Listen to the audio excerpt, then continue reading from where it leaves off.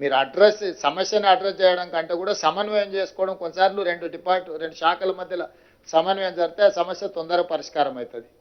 లేకపోతే పంచాయతీరాజ్ ఆయన వచ్చి రోడ్ వేసిపోతాడు, మన వాటర్ వర్క్స్ ఆయన వచ్చి కృపాకర్ వచ్చేసి తవ్వేసి పైప్ లైన్ వేసిపోతాడు. వీళ్ళిద్దరు మాట్లాడుకుంటే ఫస్ట్ పైప్ లైన్ వేసినాక తర్వాత రోడ్ వేస్తే ఏ సమస్య ఉండదు. ఇట్లాంటి సమస్యల్ని ఎక్కడైతే ఉందో ఎరువులకు సంబంధించి కూడా ఏం పంచుతారు, ఎట్లా పంచుతారు, అక్కడ ఏముంది, అక్కడ ఏదైనా ప్రాబ్లం ఉందా, కొత్త పోలీస్ డిపార్ట్మెంట్తో కోఆర్డినేట్ చేసుకోవడం, లేకపోతే డీసెంట్రలైజ్ చేయడం.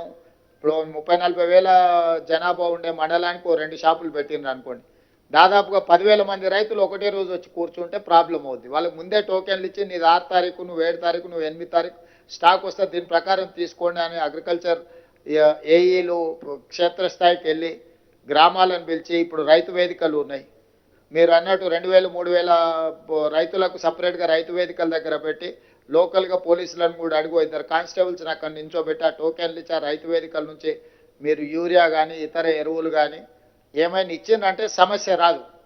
ఒక్కసారిగా మంది అందరూ ఒక దగ్గర నిలబట్టి అందుబాటులో ఉన్నా కూడా లైన్ పెద్దగా కనిపిస్తుంది. సినిమా హిట్ అయితే అందరికి టికెట్ దొరకవచ్చు, కానీ లైన్ చూస్తే పొడుగ్గా కనిపిస్తుంది. ఆఖరి ఆయనకు మొదటి ఆయనకు సేమ్ టైంలో ఇవ్వలేరు కదా. సేమ్ యూరియా అందుబాటులో ఉన్నా కూడా 1000 మంది లైన్లో ఉంటే మొదటోడికి చివరోడికి 8 గంటలు పడుతుంది. వీడు 8 గంటల లైన్లో నిలబడే వరకల్లా వీడిని సహనం నశించేసి అసలు యూరియానే అందుబాటులేదని వాడు కూర్చోవడానికి రోడ్డు కట్టం కూర్చుంటాడు. కొన్నిసార్లు ఈడ కూర్చుంటుంది, ఆడ కూర్చుంటుంది అని ఎవడో ఒకటి తీసుకెళ్ళి అట్లా కూర్చోబెడతారు. అందుకోసమని మీరు టైమింగ్, ఒకప్పుడు తిరుపతిలో కూడా దర్శనాలకు రోజుల కొద్ది పట్టేది, ఇప్పుడు ఆన్లైన్ మీకు టైమింగ్ ఇస్తున్నారు, ఈ టైంకు నువ్వు వచ్చి దర్శనం చేసుకో అని.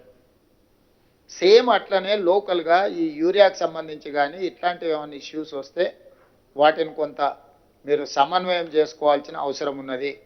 అదేవిధంగా ఇప్పుడు ఈ వరదలు దీనికి సంబంధించిన దాంట్లో సాగునీరు, విద్యుత్ శాఖ, వ్యవసాయ శాఖ, R&B, Panchayati Raj, rural water supply scheme, housing, municipal, NREGS and health, అన్ని డిపార్ట్మెంట్స్కి దాదాపుగా అందరికి సమయం ఇచ్చినాం. వీలైనంత మేరకు మీ సమస్యలన్నీ కనుక్కున్నాం.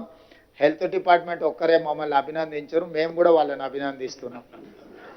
ప్రభుత్వం బాగానే పనిచేస్తుందని హెల్త్ డిపార్ట్మెంట్ మమ్మల్ని గుర్తించినందుకు, మమ్మల్ని అభినందించినందుకు మేము కూడా తిరిగి వాళ్ళని అభినందిస్తున్నాం. కానీ మేము అభినందించినాం కదా అని వాళ్ళు పని చేయకుండా ఊరుకుంటాం అంటే ఏం కుదరదు. అభినందనలు వేరు, పని వేరు. కాబట్టి ఖచ్చితంగా ఈ సమావేశంలో పాల్గొన్న అందరు అధికారులకు, ప్రజాప్రతినిధులకు సమస్య వచ్చినప్పుడు రాజకీయాలకు అతీతంగా మనం వ్యవహరించాలి.